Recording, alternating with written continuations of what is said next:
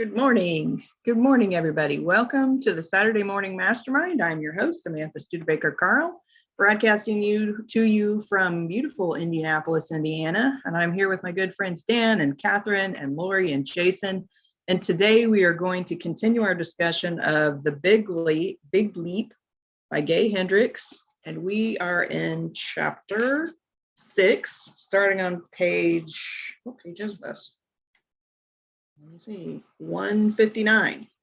But before we get going, I want to give my friends an opportunity to introduce themselves, and then Catherine's going to read this however much she feels like reading for us this morning, and then we'll talk about it. So with that, guys, jump on out.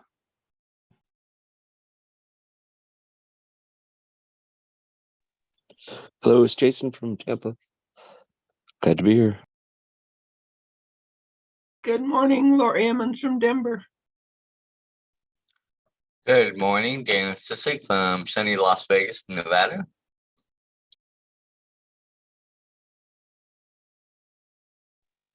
Good morning, it's Catherine Clement here. All right, living in Einstein time, creating time for the full expression of your genius. For your life to work harmoniously, you need to develop a harmonious relationship with time. Most people have a difficult time balancing all of their priorities, and there is no greater priority than transforming your relationship with time. If you get a handle on how time actually operates, your work flows gracefully and at high performance. If you don't, it doesn't. Before I figured out how time actually works, I put in twice as many hours and got half as much done. Everything changed when I figured out the secret of Einstein time. Now I work half as much and get at least twice as much done. Even though I understand the science behind that shift, it still seems like a miracle to me. One immediate payoff of getting the correct understanding of time is that you feel less stressed as you go through your day. That's good, but there's an even bigger reward. You free up time for creative thinking. When I give speeches to executive groups such as the Young Presidents Organization, I hear one complaint more than any other. We don't have time to do the creative thinking that makes the biggest difference in our business. In business, as well as life itself, it's easy to get so bogged down in handling details that you don't have time to make new creative breakthroughs. If you put the ideas in this chapter to work for you, you won't have that problem anymore. When you make the shift to Einstein time, you experience a major surge in your productivity, creativity, and enjoyment. The shift takes place the moment you embrace one profoundly simple truth. You are where time comes from. Embrace and embody this truth, and you can experience a quantum jump in productivity and free time. It works so well, it may seem like magic, but it's based on solid science inspired by Einstein's physics. Once you understand that you're where time comes from, you have the power to make as much of it as you want. You're the boss. I know that might sound strange, but I promise you that this is the way time actually works. Before I started teaching this concept to others, I learned it myself the hard way.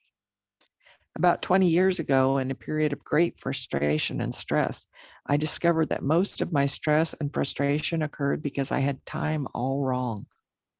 My conception of time was so skewed that I felt either rushed, not enough time, or bored, too much of it. Most of the time I felt rushed, as if there was never enough time and it was constantly slipping away from me.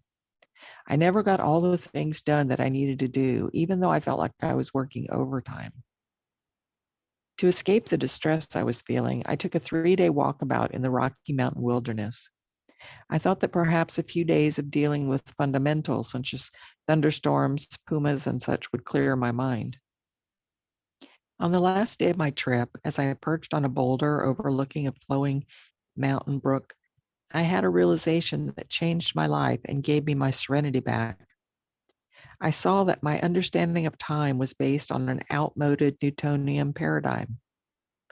In that flash of insight, I realized that Einstein's paradigm was the way time actually worked. I felt a shift of consciousness inside me. My cells seemed to rearrange themselves around the new understanding. Everything changed in that moment. And from that day until now, I've gotten everything done in half the time and have had a great time doing it. As a result, I haven't felt rushed in 20 years. Looked at from the outside, my life is much busier now than when I had my big insight. In spite of that, I never feel hurried. You don't need a mountain walkabout to bring this awareness into play.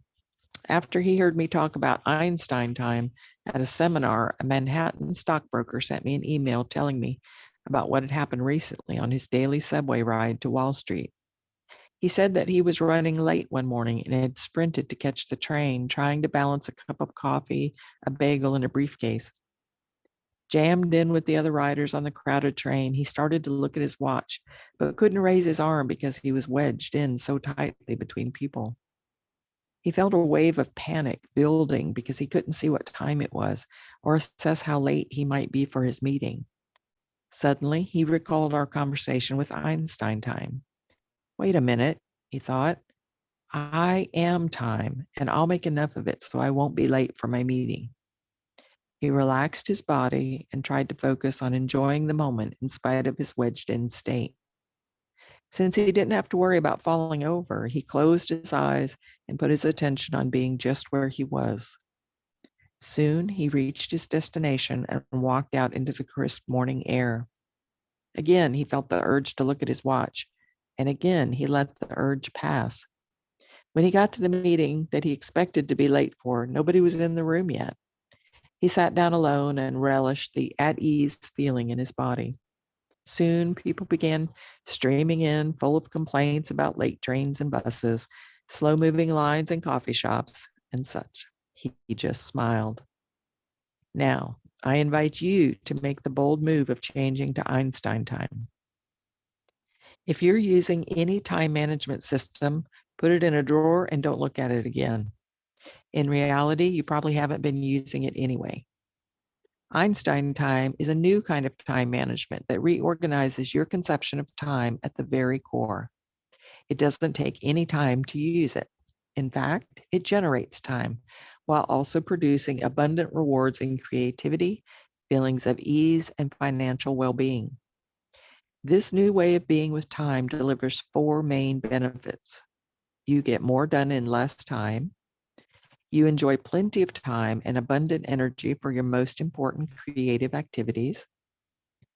You discover your unique abilities and how to express them. And you feel good inside. Now what's wrong? Oh, hi, Karen. We're glad that you joined us this morning. Can you hear me? Are you hearing me, Samantha? Yep. I'm not hearing anybody. Oh, there you are. How about now? Did you hear Catherine reading? I'm not hearing living solo. Not hearing you. No? Your eyebrows are lifting and your lips are moving. Oh no. Maybe your volume is turned What down. is the deal here? Maybe I have to. No, I don't know that. Well, I see myself. See you. I see you too. I see myself looking yucky. How do I hear the rest of you? It says the meeting is now streaming live on YouTube. Oh. Try that. Is that what I need? Maybe. Oh, wow. I hear you. You hear I hear us? you. Yes. Yes. Yes. Thank you. Uh-huh. Thank you. I don't know why I needed to turn my volume up. I've been on the computer for hours. I've been hearing things. Maybe that's the secret. I've been hearing things. Maybe not the right things.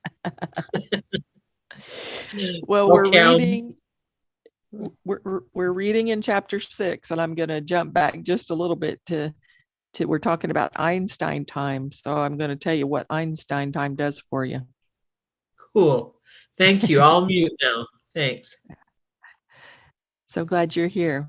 Okay, so Einstein time, you get more done in less time. You enjoy plenty of time and abundant energy for your most important creative activities. You discover your unique abilities and how to express them, and you feel good inside. The problem. Let's take a close look at the problem that we all face.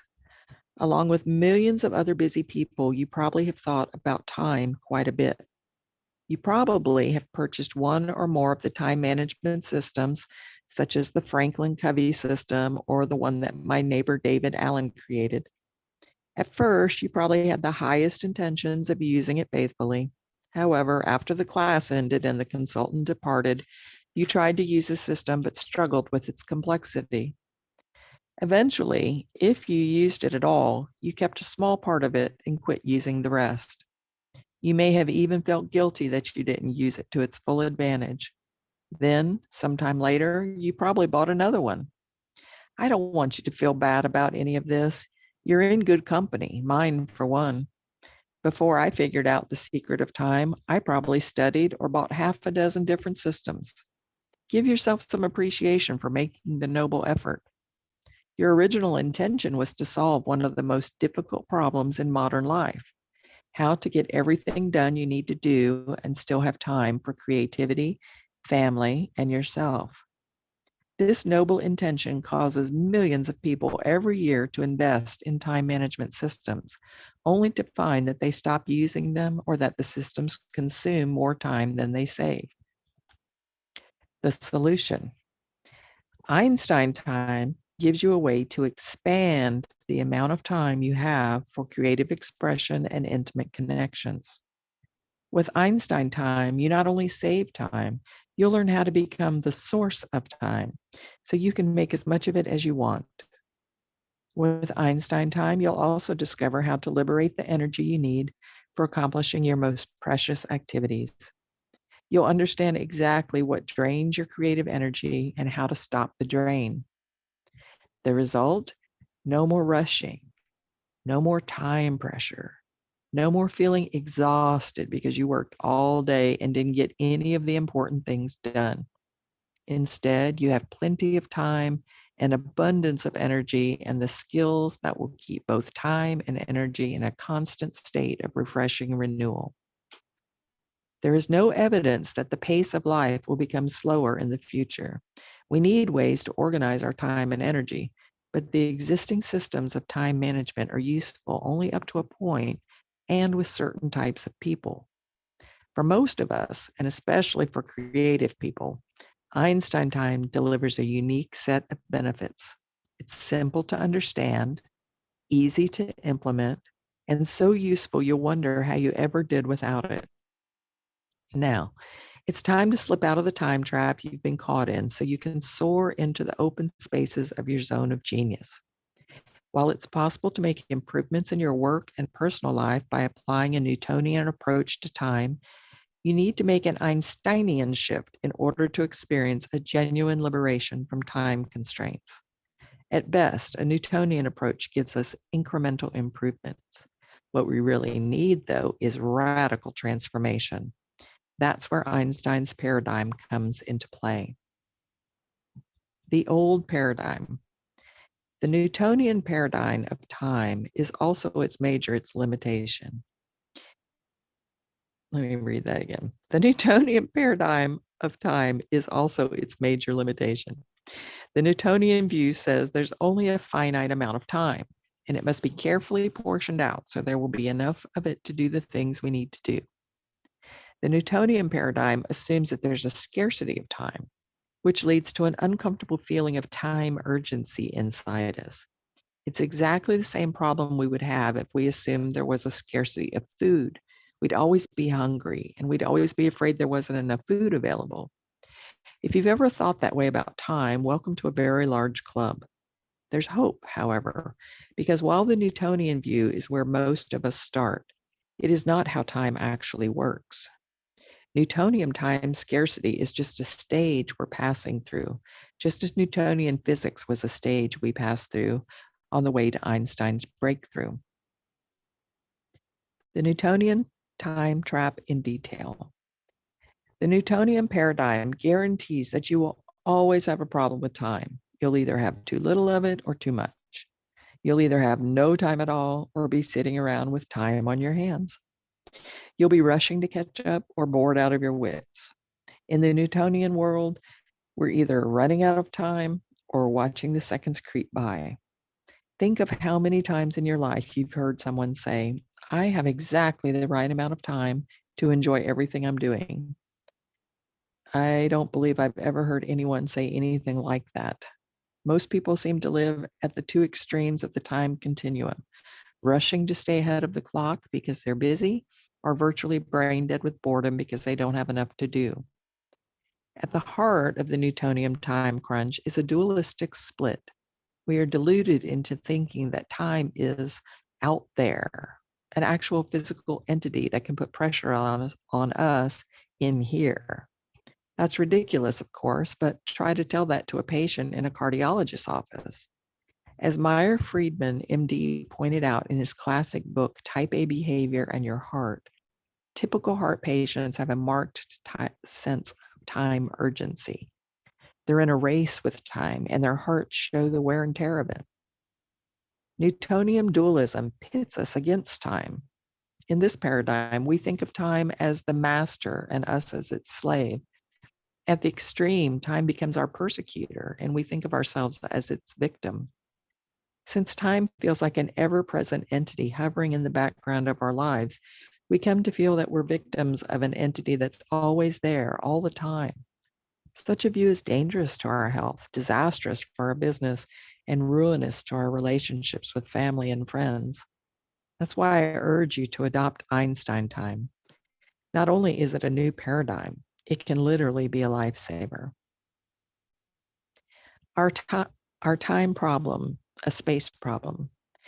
To get to the new expanded version of time offered by Einstein, we also need to make a few changes in how we think about space. When we're running on Einstein time, our experience of time changes because we make a fundamental change in how much space we are willing to occupy. By learning to occupy space in a new way, we actually gain the ability to generate more time. Here's a practical example. Recall Einstein's colloquial explanation of relativity. An hour with your beloved feels like a minute. A minute on a hot stove feels like an hour. This example has everything you need to understand Einstein time and its powerful positive ramifications of how we live our lives. If you are forced to sit on a hot stove, you become preoccupied with trying not to occupy the space you're in. You withdraw your consciousness towards your core, contracting away from the pain of contact with the stove. The act of contracting your awareness away from space makes time congeal. It seems to slow down and harden into a solid mass. The more you cringe from the pain, the slower time gets. When you're embracing your beloved, though, your awareness flows in the opposite direction, toward space. When you're with your beloved, every cell in your body yearns to be in union with him or her. Your awareness flows out toward your periphery. You want to occupy every possible smidgen of space in the yearned for present. When you're in love, you relax into the space around you and in you. And as your consciousness expands into space, time disappears. If you even remember to glance at a clock, you notice that time has leaped forward in great spurts. Entire hours can disappear in the wink of an eye. When your heart is beating in time with your beloveds, your every cell is reaching out for total union. You forget about time. When you're willing to occupy all space, time simply disappears. You're everywhere all at once. There's no place to get to. And everywhere you are, it's exactly the right time. Now back to the stove. I hope it's been a long time since you've sat on one. So let's use an example that's much more relevant to your daily life. Let's say you notice that your belly muscles are particularly tight on a given morning. You're busy though, so you don't stop to find out why your stomach's so tight. In other words, you choose not to occupy the space of your tense belly by shining the light of awareness on it. You ignore it and hurry on. This is a costly moment though, because by choosing not to become aware of why your belly muscles are so tight, you sentence yourself to a day-long battle with time. Specifically, let's say your belly is tight because you're scared. Let's say you're scared about a visit from your daughter, as recently happened to a friend of mine. He's a single dad whose wife died from cancer several years ago, leaving him with 3 teenage daughters to raise on his own. Here's the story he told me. About 9 a.m., I was sitting at my desk working on an article I needed to finish that day. The phone rang. It was my 19-year-old daughter, Sarah, calling from a phone booth. She said she was on her way home from her college, a 6-hour drive away. She told me she needed to talk to me about something important, too important to talk about on the phone. My belly clenched into a tight fist when I heard that. I begged her to give me a hint, but she simply said she'd see me in the afternoon. She hung up without even saying goodbye. The conversation was so unlike our usual way of communicating that I was dumbfounded. I actually stood there staring at the phone in my hand for a long moment before I remembered to hang it up. Then I entered a time tunnel for the next 6 hours. I must have looked at the clock 1,000 times. I would try to concentrate on my article, but my mind would wander back to the conversation. Sarah had always been the responsible one, so my mind was jumping through hoops trying to imagine what was going on. Was she pregnant? Had she caught some dread disease? By 3 p.m., my mind felt like it was on the high-speed setting of a Cuisinart. Finally, Sarah walked in and I said, "Where have you been?" She said she'd stopped for lunch and the restaurant had been jammed. Lunch? I croaked. The idea of eating during the past 7 hours had been unthinkable to me. What had brought her home? She told me that halfway through her school year, the full force of grief about her mother's death had descended upon her. She found she didn't want to be there. She wanted to postpone school until the following year, get a temporary job, maybe do some traveling that summer. She was deeply worried that I would feel disappointment and disapproval. She wanted to be able to see my face when she talked to me about the issue. 10 minutes later, we were laughing and crying together, best friends again. He told me that before she walked into the door, time had seemed slow as molasses. The minutes crept by as they will when you look at the clock often.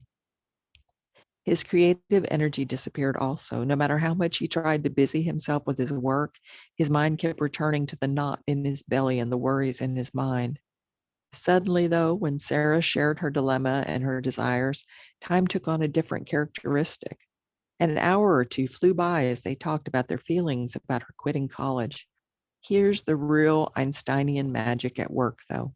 When he sat back down to work on his article, his fingers flew over the keyboard and he finished his project in less than an hour. He thought it would take all day to write it, but instead it took a fraction of that time. The truth about time and all the things you really don't want to do. You'll never have enough time to buy all the stuff you don't really need, and you'll never have enough time to do all the things you really don't want to do. Our Newtonian concept of both time and money is built on scarcity. The advertising industry thrives on the fact that they know this and most of us don't. Advertising encourages us to want a lot of things we don't really need. It also encourages us to want to do a lot of things we don't really want to do. All those problems disappear on Einstein time. To get on Einstein time, you have to make one big shift, and it's so unthinkable that I've actually heard grown-ups gasp in astonishment when I've suggested they do it. It involves taking full ownership of time. It's such a bold step that very few people have the courage to take it. I'm betting you're one of those few, though. Stay with me here. The concept is so unusual that it can't be understood in the usual way. We have to peel off layers of old, erroneous programming in order to get to the elegant, simple truth of it. One layer that needs to be peeled off is your time persona. Pardon me, may I borrow your persona for a moment? Part of our problem with time is related to the persona we have. A persona is a pattern of actions and feelings that came into being at a certain time in our lives in response to certain conditions. Persona, a Latin word that means mask, is the root of our more familiar word personality. Think back on the different personas you saw around you in your family of origin. The same family can produce one child who wears a rebel persona, another child with a mom's helper persona, and a third with a class clown persona. Where and how these personas form is one of the great mysteries that the field of psychology tries to solve. We're going to leave that mystery for the academics, though. Here, I want to focus only on the most practical aspects of personas, what you really need to know about your persona. Everybody's got at least one persona, and most of us have two or three we wear for different occasions. Here's the quirky truth that gets overlooked. Most of us probably don't realize that the persona we're wearing is actually a persona. For example, if you've been wearing a shy kid persona since you were in kindergarten, as an adult, you may actually think you're shy. You may not realize that it's like a suit you put on early in life and have been wearing so long you think it's your skin. Part of becoming a grown-up is learning to spot when we're operating out of a persona. Part of growing up is discarding the personas that aren't contributing to our happiness and success in life. The rebel may wake up at age 25 and realize that the same amount of effort it takes to rebel against authority can be rechanneled into getting positive attention from authorities. I know, I'm one of them. I got in trouble a lot in high school, college, and elsewhere, often for the antics of my class clown persona. I realized in my 20s that much of my rebel persona came from trying to get attention from male authority figures. I'd grown up without a father, and I believe I hid my grief about that issue until under a layer of anger. I took an upside down approach in my interactions with authority, getting the attention I craved through misbehavior rather than positive contributions. It worked out okay in the long run because I woke up in time to turn the rebel energy into creative energy. Time personas work the same way. Most of us adopt a persona in regard to time, and then we forget it's a persona. We lose sight of the fact that we can take it on and off. It becomes ingrained and semi-permanent. Let me give you two examples of time personas from opposite ends of the spectrum. At one end, there's the time cop who gets there on time and reminds others to do the same. The time cop gets frustrated because people don't show up on time and gets particularly furious when those folks at the other end of the spectrum, the time slackers. If you wear the time slacker persona, you're always getting hassled for being late or not showing up at all. If you're a time cop, you're often hassling the people for not keeping their time agreements. I will insert a forthright confession here. I'm a time cop. This persona has softened a little bit as I've matured, but once a time cop, always a time cop. I expect that this persona will be with me until my last breath, which will be on time, I can assure you. I had an employee for a while who was a classic time slacker. Wherever she was supposed to be, she was always a little late. Most of the time, it didn't cause problems because her duties around the office were not usually time sensitive. One time, however, it caused a problem. Her sole duty on a particular day was to pick me up at the airport at a certain time. I got to the curb outside the airport where she had assured me she would be, and she wasn't there. This was in the era before cell phones were common, so I had no way to find out if she was on her way or had forgotten about it completely. I waited around for a few minutes in the cold, then gave up and got a cab. Back at the office an hour later, she came in and glared at me. "Where were you?" she asked. "I waited at the airport for half an hour." I could hardly believe my ears. "Where were you?" I asked. "I stood around waiting for 10 minutes, then took a $25 cab ride home." She gave me a classic time slacker answer. "I was only 15 minutes late," she said, delivering this line with a tone of exasperated victimhood. I asked her, "How was I supposed to know you were only going to be 15 minutes late? For all I knew, you'd forgotten about it completely." She rolled her eyes as in, "How can you possibly be so uptight?" It was a clash of the time personas, my time cop versus her time slacker. In this case, the time cop was the one who was providing the paychecks, so my persona carried the day. Two little words suggested themselves to me. I paused to roll them around in my mind, savoring their sweetness, and then spoke them to her. "You're fired." She was liberated from the bonds of my time cop persona, free to go slack on somebody else. Einstein time. Yay, we're finally here. When we switched, let me take a sip of coffee. Hold on just a second.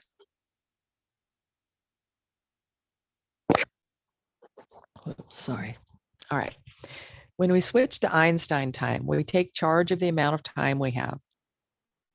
We realize that we're where time comes from.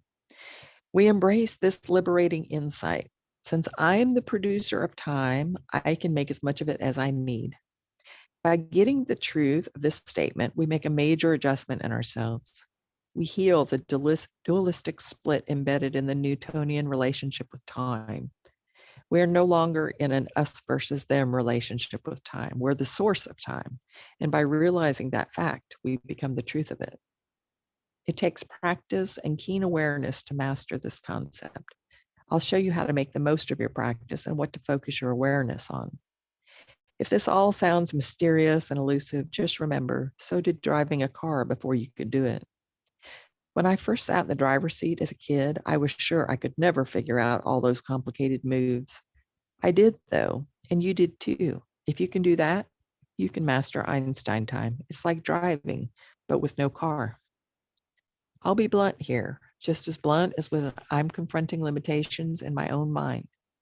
Quit thinking time is out there. Take ownership of time. Acknowledge that you are where it comes from, and it will stop owning you. Claim time as yours, and it will release its claim on you. The best way I found to do that is to become nimble at asking a specific question. The question allows you to seize the controls of your time and your life. There's no trick to the process. You could probably take ownership of time without the question, simply by claiming time as yours to invent as you wish. You could do it by saying something to yourself like, I acknowledge that I'm the source of time. Look into the mirror and say, I'm where time comes from. Or if you're one of those folks who likes to lecture themselves sternly, say, there's no such thing as time out there, meathead. It all comes from inside you. You are not time's victim. However, the question makes it simple and easy. To generate an abundance of time, ask yourself, where in my life am I not taking full ownership? Another way to ask it is, what am I trying to disown? Or what aspect of my life do I need to take full ownership of? The answer is always blindingly obvious, but we can't see it until we get humble enough to ask the question. Here's the principle behind the question. Stress and conflict are caused by resisting acceptance and ownership. If there's any part of ourselves or our lives that we're not fully willing to accept, we will experience stress and friction in that area. The stress will disappear the moment we accept that part and claim ownership of it. At that moment, the disowned part of us is embraced into the wholeness of ourselves. And from that place of wholeness, miracles are born. For example, if one of your children has a drug problem, you will experience more and more stress and conflict the longer you deny ownership of the problem. If you refuse to look at the problem, your denial will produce greater stress and conflict. If you look at the problem but transfer ownership by saying, this isn't my problem, this is my child's problem, you will experience more stress and conflict.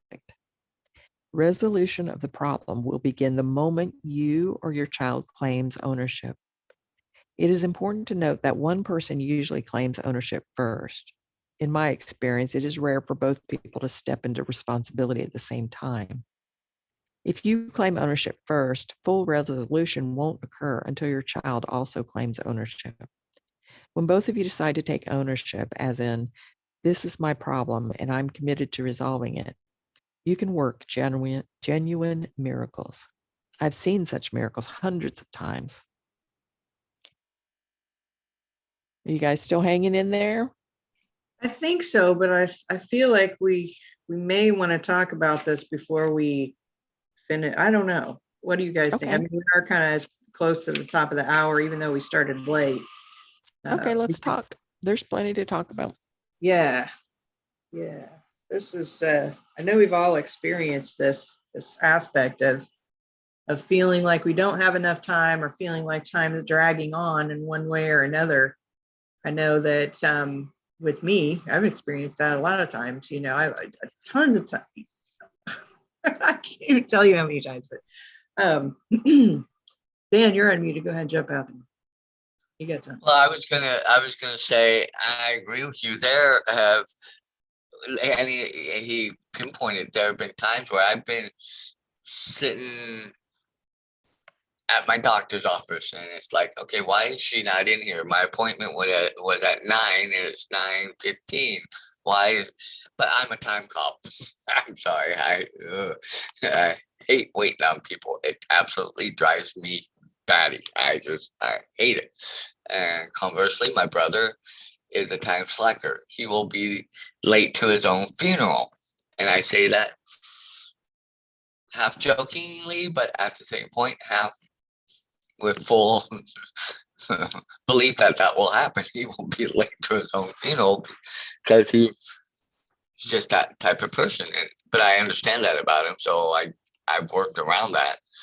And my family knows that I'm going to be on time. And I'm probably going to be the first one there. So they kind of say, okay, if you get there, just tell them how many of us are coming. And, but I've also been in those times where it's like sitting in meetings, or I'll be honest, as we were reading through this, I'm looking through and I'm going, this is a lot of reading. Are we going to get to a point where we can stop and talk? Because this is a lot, or, there's a lot to chew on.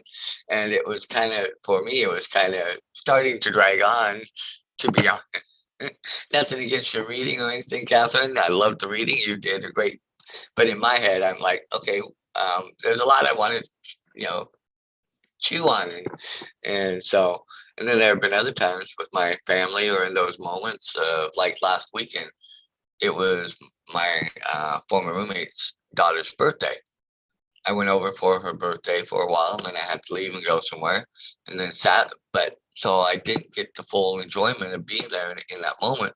But Sunday I went over in the afternoon around 4-ish or so.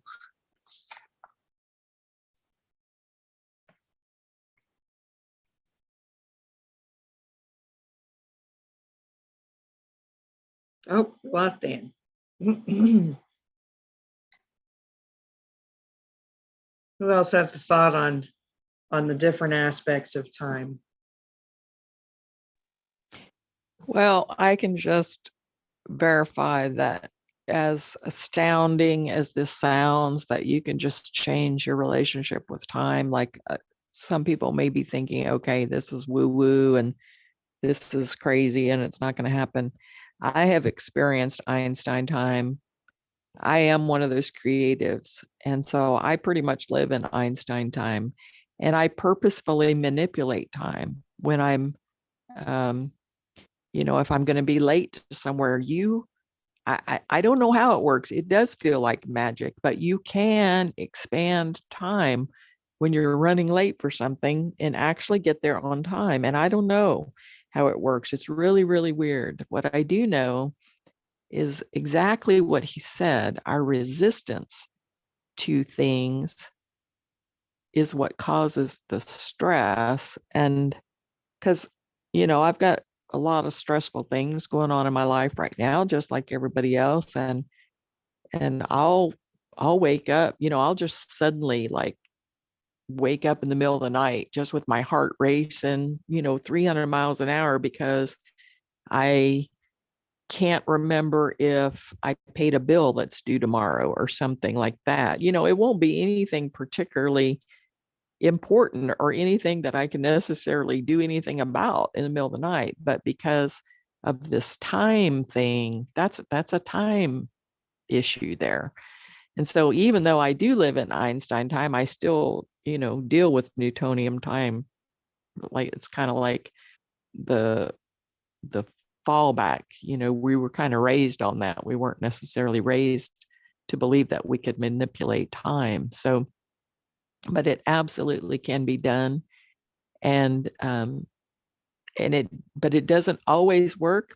And I think the reason it doesn't always work is when we're in our time cop mode and we have that resistance. And that's because there's been times when I've tried to manipulate time and it didn't work.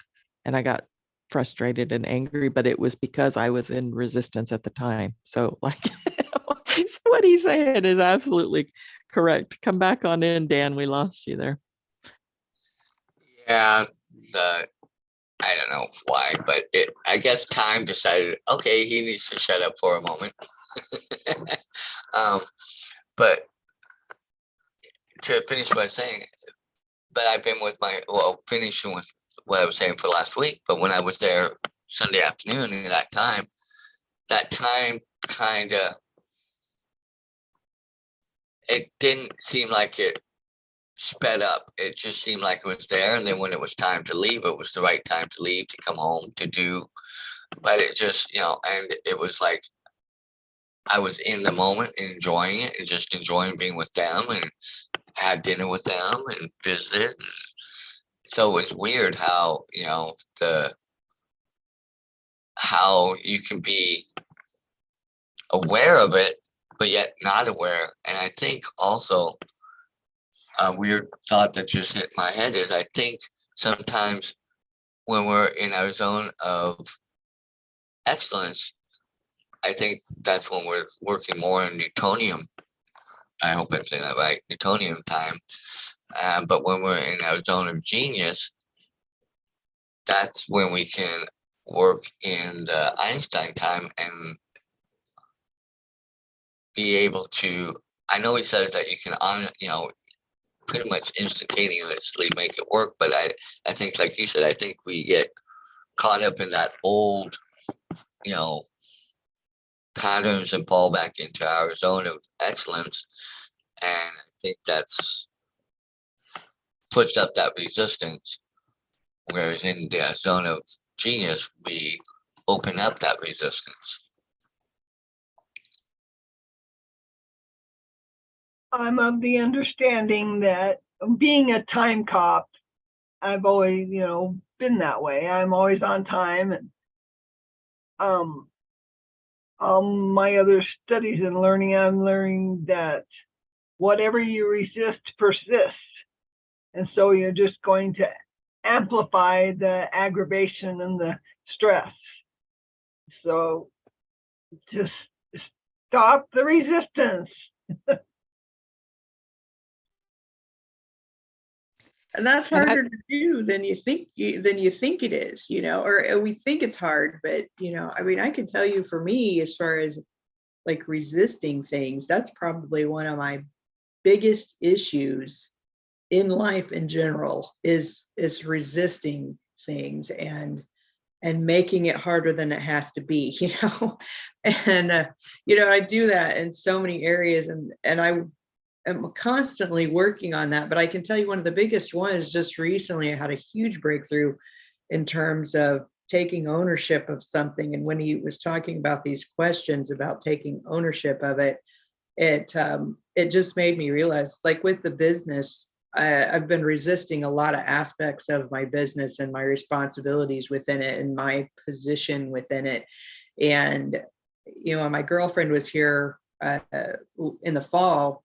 She stayed with me for about a month or so, and we had so many deep conversations. And one of them was this idea. I had it in my head, this business is my husband's, it's not me, it's his. And she's like, you're the CEO. I don't know what you're thinking, but you are the CEO. And I'm like, but it's his, and she's like, And when I had to really think about that for a minute, because even though he is the one who wanted to do it and it was his idea and all of that, I'm literally the one that organized it, made it all happen, aside from obviously the maintenance and repairs and trucking and all of that kind of thing. But if it hadn't been for me organizing the business in the first place and making it all come together financially and all that, it would have never happened, and obviously that's a team effort. But without realizing it, I was resisting being that person who was kind of in charge of making all the stuff work together to be effective. And once I kind of decided, oh, okay, I guess I am, and took ownership of it, that the weirdest things have happened that have just been like magical since then. And it's crazy. And well, it just like last week we had this conversation, we were talking about this chat GPT thing. And prior to that conversation, I was sitting here thinking to myself, okay, I'm going to have to outsource some things that I need to get done. That's stuff that I've totally been putting off because it's so time consuming.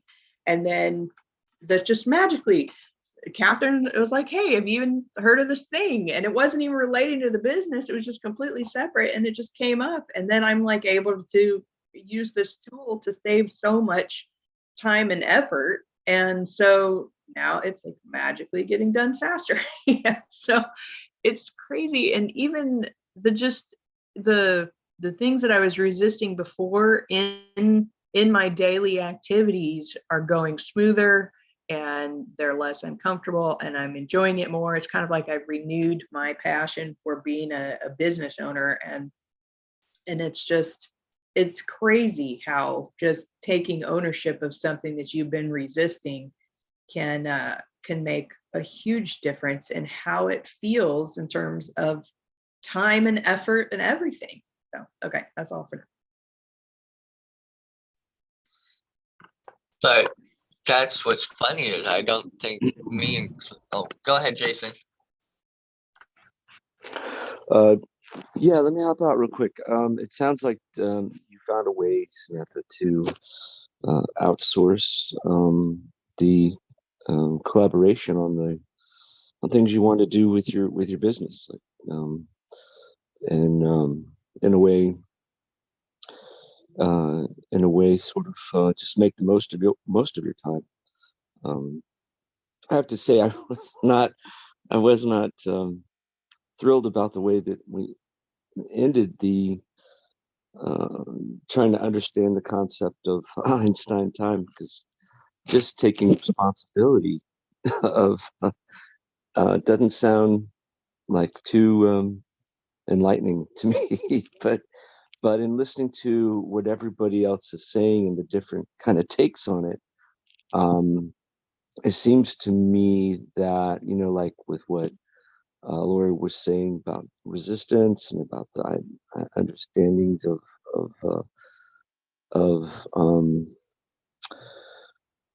of what everyone was saying. It seems to me to be more about the clarity of focus when you are in the moment. For that example, if the example of the person having that anticipation from their what their daughter said when they were on the phone, and then having to wait the entire time to find out what it was all about, their focus was, in two different places. And it made it seem, even though it sounds like it was a longer period of time than they were expecting, because his daughter stopped off for lunch, it even caused it to be even more of an anguishing, the time, the way that he spent the time was kind of was split. And then when they were done, he was able to get everything done, it seemed like, very quickly. In my mind, it was that he was able to just focus on the one task and let everything go. Now, as a creative also, Catherine, I sometimes experience the different side of it, to where when I am creating, I will get more creative stuff done. Things will be more creative, and my focus is more clear, but time will seem to fly. Instead of slowing time down to where I've gotten a ton of stuff done, it just might be that it was more of a quality effort. So I guess what I'm saying is I'm still kind of struggling to understand it, but I do see that for me, the clarity of focus, maybe stemming from taking ownership or responsibility of it fully, of the one thing at that's or the object of what of that's I'm trying to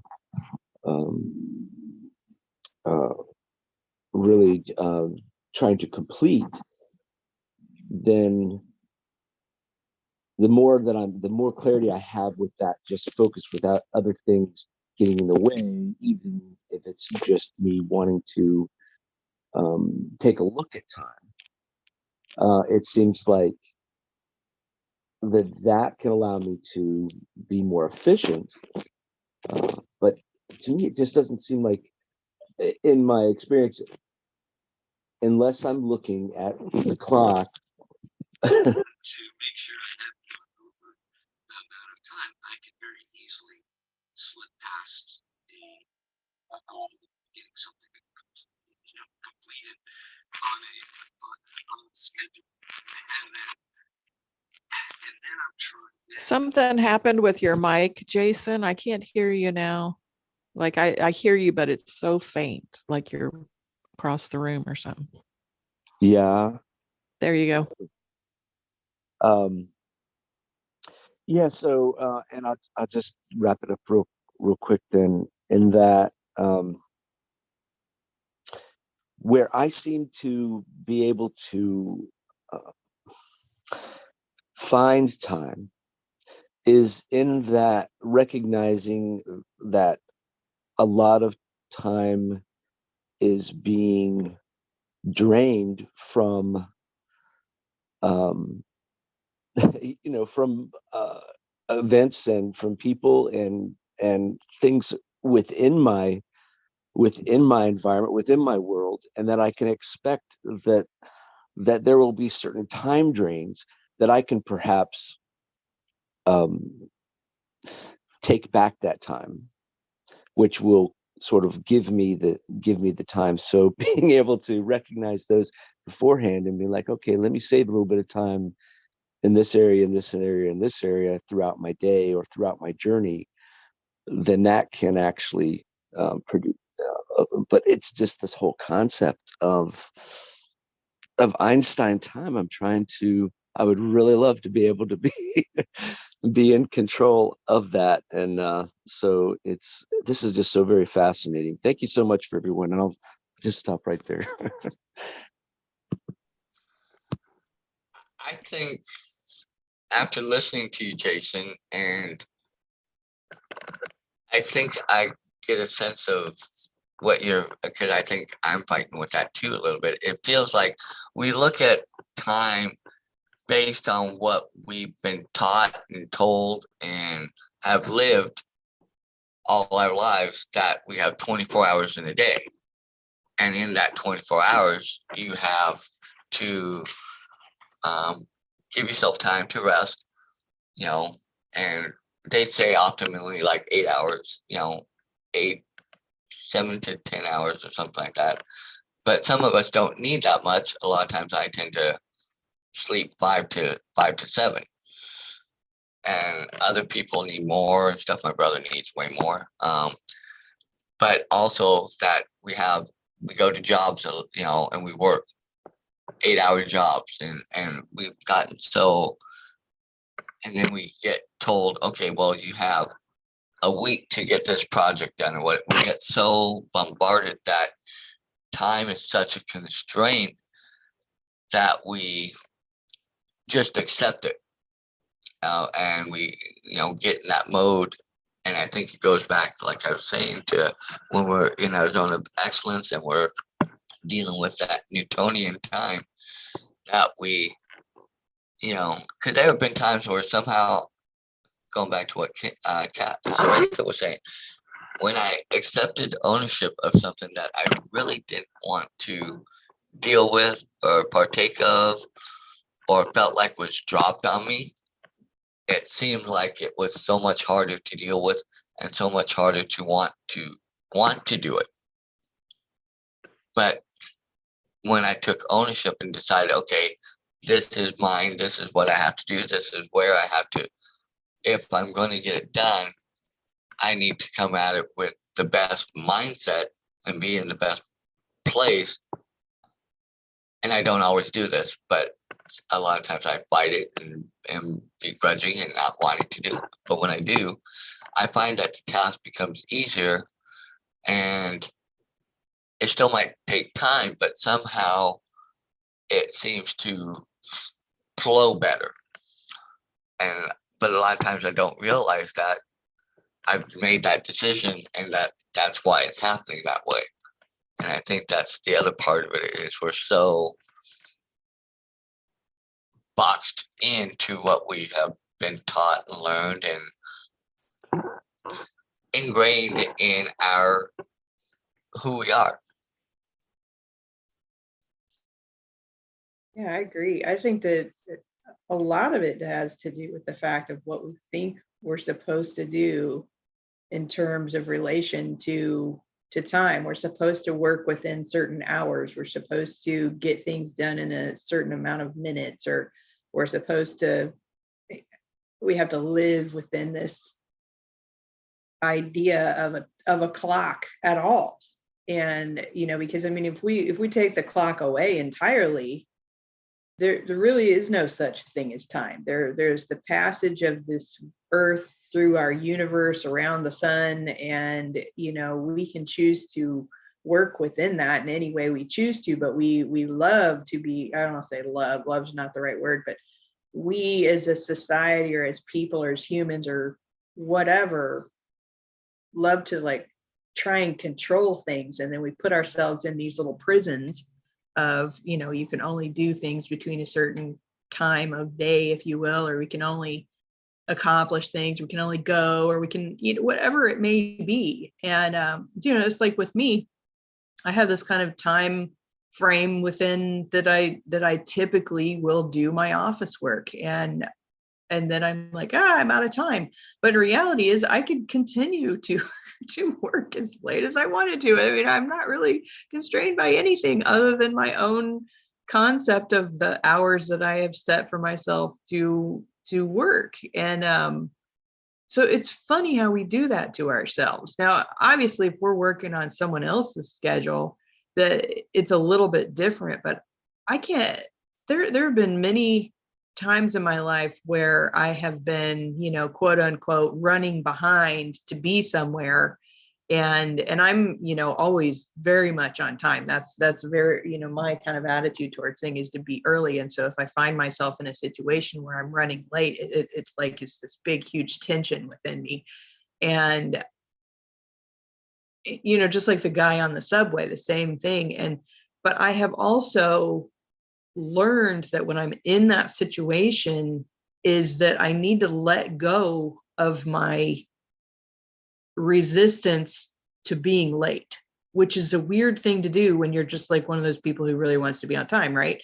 But the weird part about it is that when I let go of my resistance to being late and I'm just trust that I'm going to be there at the time I'm supposed to be there, I kind of say to myself, I have all the time in the universe and you'll be there when you're supposed to be there. Then somehow miraculously I end up there on time, you know, and even though I'm like, there's no reason that I should be here on time, but then I am, and it's a weird thing. So I have to say it's letting go of the resistance to whatever it is that's going on in you in the time, in that moment, or that space within yourself, and trusting. That's a huge thing, and that comes into play in so many aspects of our life when we find ourselves stressed out about this, that, and the other, and what we should be doing or ought to or whatever, is just trusting that we have this direction that we're going in and we're going to get there and in the right amount of time. You know, it's like it's all going to come together just how it's supposed to, and trusting in that. And that's a hard thing to do, particularly if you are a person who is like, I have to be there on time, or I have to, you know, things that I get so frustrated with my husband when I'm like, I'm ready to go. Why aren't you ready to go? You know, so And my sister, like you, Dan, your brother, and my sister both, she's like, la, la, la, la, I'm like, just get here on time, please. So I get it. Yeah, they know that we got to be somewhere at this time, that we're meeting up, and it's like I give myself enough time so I know I can get there, and in my head I know about how long it takes. I know they know that too, because they're smart and they have brains. So yes, it's like you want to strangle them, but can't. It is good to question why you're that way, though. I mean, I think it's sad that we impose, and I'm the same way.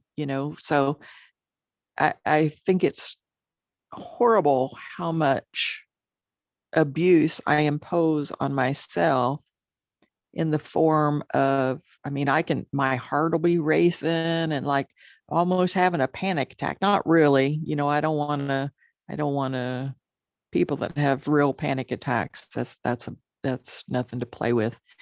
I don't want to downplay that, but I just feel, I can get so like my world is about to end just because I'm going to be late on a bill, or I'm going to be late to a place or something, and where do we get that from? I mean, it comes from our childhood. It's time to do this. It's time to do that. You're a good boy if you're on time. You're a bad boy if you're late. Like all of this is just I mean, it's outer imposed as a child, but then we become our parent, basically. I love the commercials on TV about the guy that's always retraining the people who are becoming their parents, because we become our parents, and then we start self-imposing all that crap that our parents imposed on us, and they didn't do it purposefully. They were just trying to teach us good skills. If you don't show up on time, you lose your job. I mean, it's an important thing. You know what I mean? Just like in this book, he fired that woman, which I was kind of surprised at. But I mean, he's got his boundaries. He can fire who he wants. But I had to just crack up when he was talking about those Covey books or something, like those planners. Oh my God, my grandmother who raised me in my primary years, she was very organized like that. And then my mom she has like planners, and every self-improvement course I've ever gotten in wants you to use a planner. And I am so resistant to planners. And now I know why, because I live in Einstein time. That's why I'm so resistant to planners. Planners limit me and my ability to manipulate time. And they don't work for me. And for the first time in my life, like, I'm okay with that. I have been beating myself up over why can't I just use a schedule like everybody else? Well, I'm not going to beat myself up over that anymore. So, and I love that. One more thing, and then I'll shut up. I love how, well, maybe two more things. Okay, because like three more things. Because one thing is, I have to say, I love that this group, like, we're so late right now, according to quote what, the time we should start and the time we should stop and all that, and we don't give a shit. Okay, so I just have to acknowledge that. I love that. Secondly is, he referenced pain, and I'm an expert on pain, and absolutely, that's why all these programs tell you to embrace your pain. They don't say it in the same way that he said it. I think the way he said it was really good, but it's true, because if you resist the pain, it makes it worse. So I can absolutely verify on that that's true. And then the last thing was that I loved how he asked the question,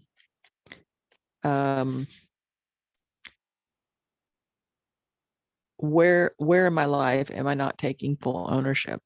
I think, not in particular to this question, but asking a question like that about any situation is is an excellent way to go, because when we are getting stressed and aggravated about whatever it is, if it's, people are being so up in arms about everything, then you need to ask yourself, what am I up in arms about? You see am I explaining that? Does that make sense what I'm saying? Like, whenever we encounter something that's really bogging us down, and we're looking outward and we're trying to like blame whatever's going on in the world around that, that's when we need to turn that question towards ourselves and say, why are people so angry? Well, what am I angry about? Because people just mirror that stuff for you, right? I mean, we've talked about this so many times, so I'm just bringing it up as a reminder, because that's what that question kind of popped up for me is, because I do that all the time, when I think the world is being cruel, I ask myself, where am I being cruel, or where am I not giving as much love as I could? So I love you guys, and I want everybody to have an awesome week. I'll be seeing you from Massachusetts next week. Awesome, awesome, awesome. Thank you. Love you guys. Safe travels, Catherine. Thank you. Yeah, thank you so much, everybody. Really great to be here. Have a great weekend. I haven't had a chance to say anything yet, and I'm in total agreement that we don't give a shit about how late it's running. I just realize that many people will not hear what I have to say, but and I'm kind of speaking for the aged here, as I often do. Everyone on the call has been on the call with me enough times to know that my greatest desire in life has been to have a good man. And I believed all the time that I was going through adulthood and having all the difficulties with two husbands and, different people in my life for whatever reason that things didn't work out. I finally came to the point of not caring, of really not caring, just deciding that I was going to have to die alone. And I really hadn't expected that to happen, but it has. I just realized I have died alone. But I was just thinking this morning that if I cannot find this man that I most recently fell in love with, if I can't find him again in this life, I can yet find him in another life. And if nothing else, I can talk to him and ask him things that I didn't think to ask him when we had the chance to be together. And, time is different, I'm certain, for those of us who believe in a pre-existence and an afterlife, than those who believe only in this short block of time that is the time that we're in now. And I also want to mention that it came to my mind, how am I going to do this? How am I going to learn Einstein time? I don't have the book. And as part of my tangling myself up in my life, I have now had my identity stolen and my bank accounts closed, and I don't have any money to get the book. And I'm thinking I'm not going to be able to learn how to do Einstein time. And then I thought, that's ridiculous, because I can come back to the replay on this and learn enough to save my butt. And I just appreciate you all. I always do.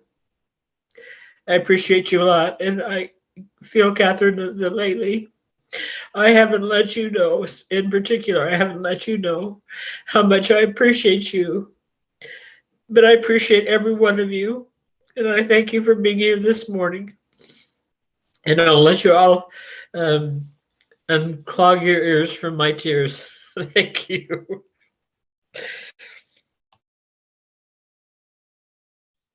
But we all love you, and we're glad that you're here, and we're glad that you're, back here with us so far every week, and we look forward to that. Yeah, this Einstein time is going to take a little work because once again, I'm having my little issues, but at the same point, I'm understanding and coming around, and I'd like to get more of that Einstein time because there have been times when I could really use it. And I was going to say, Karen, get Audible and you can probably get a copy of it for free and not have to have the physical book. That's what I do.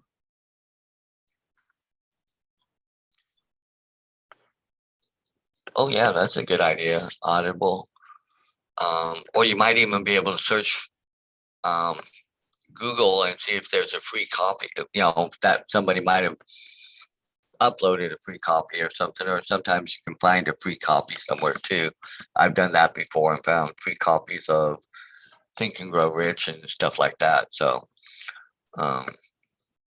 that's another. But yeah, I want to learn more about this Einstein time because it would make my life a lot easier.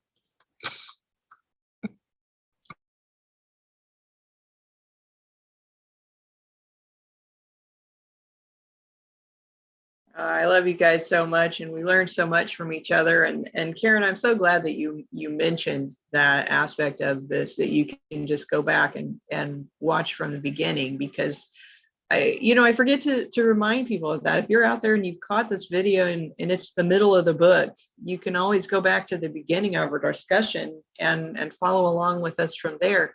You can find us by going over to YouTube and look for Mindset Mastery Collective. Or, if you're watching this video on YouTube, you should be able to just kind of go down there to the bottom, and I think it's on this side, and click on the link to our channel, and then go to our playlists, because that's where all of the playlists, I try and organize these in a manner that it's easy to find all the videos for any particular book that we're talking about. So we'd love to have you. If you like this video, like it, share it, subscribe to our channel so you'll be updated when we go live, because we never go live at the time we say that we think we're going to.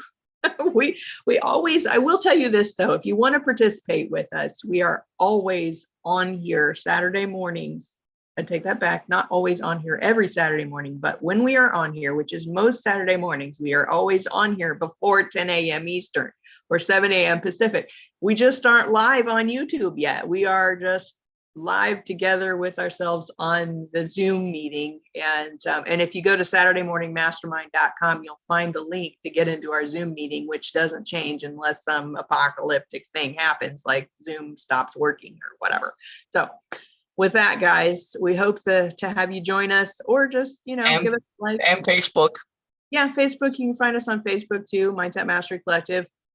And if you go to SaturdayMorningMastermind.com, that takes you to a Facebook page that has instructions for joining us and all of that kind of thing. So, okay, now that I've said all that, have a great, awesome, amazing